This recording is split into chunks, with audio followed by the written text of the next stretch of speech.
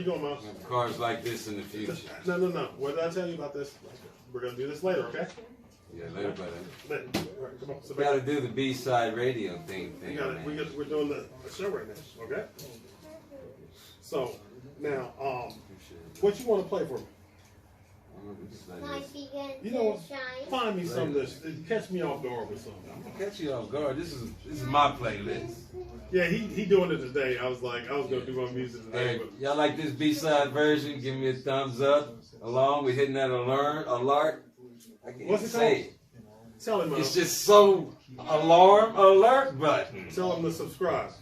Gotta subscribe, hit, and like. To the channel. And That's what you gotta tell. ladies like. You know what I mean? You know, actually, the fact of the matter is this: is that, you know, with us, I mean, I don't care what he play. He don't care what I play because we both know it's gonna be good. Yeah, I don't even know what's next. I know it's a B-side banger. What is it? I have no idea. What is that? That's Gustavo Kuzo. Oh, okay. Coffee Cold. Hip hop jazz. Yeah. I mean, so, Miles, sit back. So, let's just, I'm going to just say this one last thing when it comes to this election cycle. What's up? If you don't necessarily agree with me, that's cool. I have no problem with that. I would rather you go out and vote for somebody that I don't like than to sit at home and not utilize your vote at all. But the fact of the matter is this, is that is what they want you to do, is to sit at home and not vote. I think black people need a black union, not a black political party. Not black political party, because right now in America it's hard to define what black is. But I think black people, African Americans as a whole, we need like a black union so we can have like, okay, these are what we need. This is what our community needs. Mm-hmm. Not the gay community, not the other minorities, but black people. And come at these politicians running for president and say, look, this is our agenda. If you want our votes, then you got to say okay to this and these things. You know what I'm saying? Because a lot of times they say, oh yeah, we love black people, but then it's the gays that get all this stuff, or it's another group that gets it. Well, you know what I'm saying? I'm We need like a black union and say thee are the agendas that's affecting the black communities. What are you going to do about it? And if you do something about it, you get our vote. Yeah, well, the problem with that is this, is that one of the number one things that is used against us as black people is they throw a black hand grenade into the middle of black people. And what I mean by that is this, is that they get somebody that's well-spoken, that does not have our best interests at heart, ever, and they give them every ounce of the limelight. They give them all the shine in the world because they're pushing against our agenda and pushing for not their agenda, they're just taking our agenda off the table. Think about it. I mean, and I'm not disrespecting anybody from I'm just stay in your lane, dude. Yeah, but see, the thing is this, is that's where it gets a little complicated, because I'm not going to say this person's name only because I just don't want to disrespect anybody. But the bottom line is this, is that I don't need to look up and see, I don't need to look up and see, listening to some of these entertainers who are saying things like, don't vote if they don't do this or that or the other. If you don't vote, let me just tell you what's going to happen. You have Trump back as president. That's what's going to happen. Simple as that. All right. So if you feel like going through the rest of this nonsensical tale that we're going through, don't vote. Simple as that. But I would advise you to vote, because there's more at stake for your next generation. Because if they do you now, your next generation doesn't have a chance. And I'm talking black, white, brown, red, yellow, don't matter to me. I don't care. Because at the end of the day, it's like this. When they get done with us, there's still going to be somebody else to beat them. And it won't be us, it'll be somebody else. Yeah, they'll be the new niggas. That's right. Yeah. I mean, that's exactly right. And that's why they should be in the protest or doing their part as far as protesting. Mm-hmm. Like every other black person should be doing their part. That don't mean you have to be out in the street and doing that. You can be doing your part, like my man Tony Dismuke. He's raising the next future generation. He's doing his part. You know what I'm saying? Everybody got to play their own part. You got to step into the game, and you got to step into the game with a clear understanding that, you know what, this life thing, I mean, it goes through its cycles. You're gonna go. You got a period in your life where you're gonna have some fun. If you're young, go have your fun, but still make sure that when it comes down to the fundamentals of life, that you are still anchored. And if you need to jump a generation backwards, go find out what your grandmama thinks, or go find out what her mama thinks. Because at the end of the day, you know, at the end of the day, you have got to step back and stand for something, or you know. Because at the end of the day, or you'll die for nothing if you don't stand for something. BS. You know, I'm gonna stand for something. I'm gonna stand for these, my two children. You see Miles a lot, but Riley's out of town, so I gotta give a shout out to Riley. Big shout out to Riley. Yeah. But Riley. You know, think about. Now he's going to cheer. She's going to cheer. Mm-hmm. That's right. I mean, the thing is that we have got to take everything that are like the simple things and be very, very cautious of what we are giving this next generation, because this food that we feed them when it comes to this music thing, which is what B-Side Radio is anchored in, what we feed the next generation is probably more powerful than a newspaper, than a computer screen, than any of that stuff, because I can guarantee you one thing. Your kids are listening to more music than they are on social media. And that's saying a lot. Because they're on social media listening to music.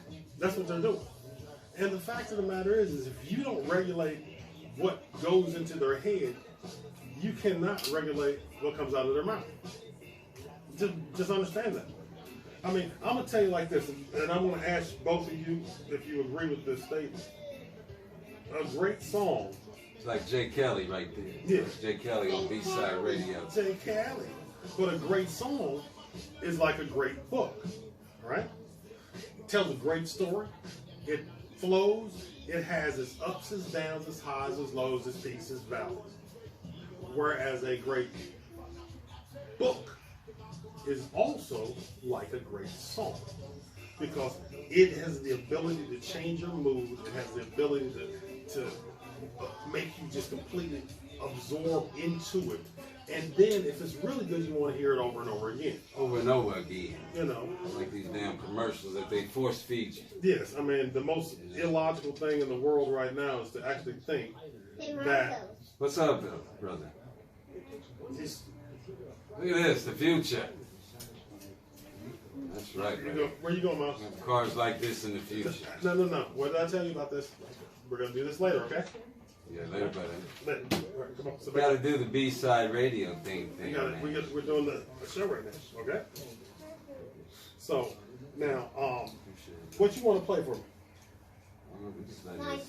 You know what? Find me some of this. Catch me off guard with something. I'm gonna catch you off guard. This is my playlist. Yeah, he doing it today. I was gonna do my music today. Hey, but y'all like this B-side version? Give me a thumbs up. Along with hitting that alert.